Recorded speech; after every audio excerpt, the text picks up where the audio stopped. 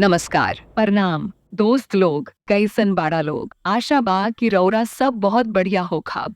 रौरा सभ्य के कृपा से हमहू बहुत बढ़िया बानी। आ रौरा सभ्य के तहे दिल से स्वागत करत बानी टारगेट प्लस पॉइंट चैनल पर। आज यह वीडियो में हम बात करब कक्षा बराहवा की भोजपुरी किताब दुभी धान भाग 2 अध्याय 4 के लेखक परिचय के। जैसन की हमनी के जानत है जा कि भोजपुरी के इतिहास में कथना महान लोग भइल बाड़े।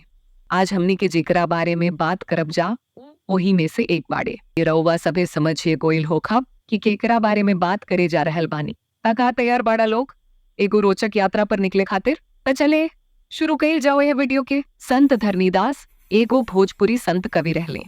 उनकर जन्म बिहार के सारण जिला के मांझी गांव में भैल रहे। उनकर मठ आज भी मांझी में बा। उनकर बाबूजी के नाम परसराम औरी माई के नाम बिरमा रहे, जे कायस्थ जाति के रहले।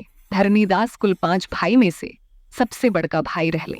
धरनीदास के जिंदगी धर्म और अध्यात्म से भरल रहे। ओह समय में मुगल बादशाह औरंगजेब के राज रहे। धरनीदास समाज और धर्म के सेवा करे के आपन जिम्मेदारी समझ ले। एकरा खातिर धरनीदास जी दीवान के पद छोड़ दिले।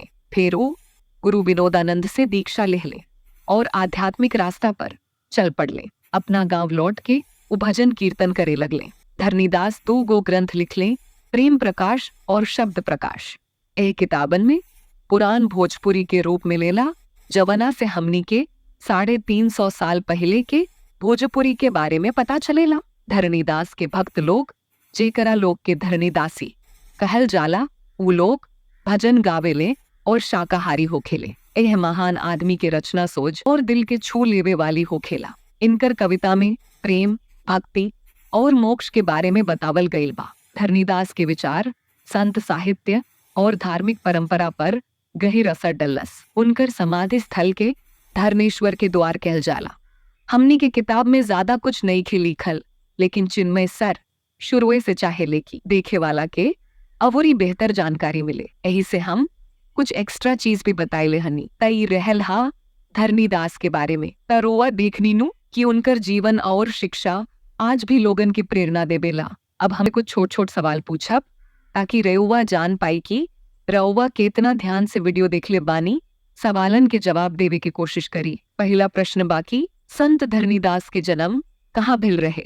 Option A Patna, option B Manjhi Saran, option C Varanasi अवरी, ऑप्शन डी बा गया। दूसरा प्रश्न ई बाकी, धरनीदास के लिखल 2 गो ग्रंथ के का नाम बा?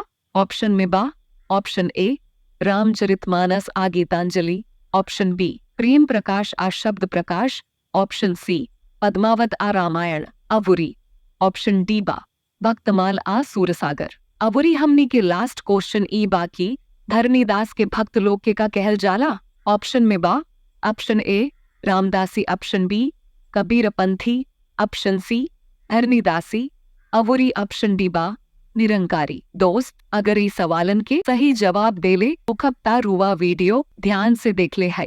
अगर आपके कवनो सवाल होखे तो कमेंट करके पूछ सकेनी, हम प्रयास करब की ओकर जवाब दे पाई। आशा बा कि ई वीडियो तहरा पसंद आयल होई। त अगला वीडियो में फिर मिला। वीडियो में बनल रहे खातिर धन्यवाद।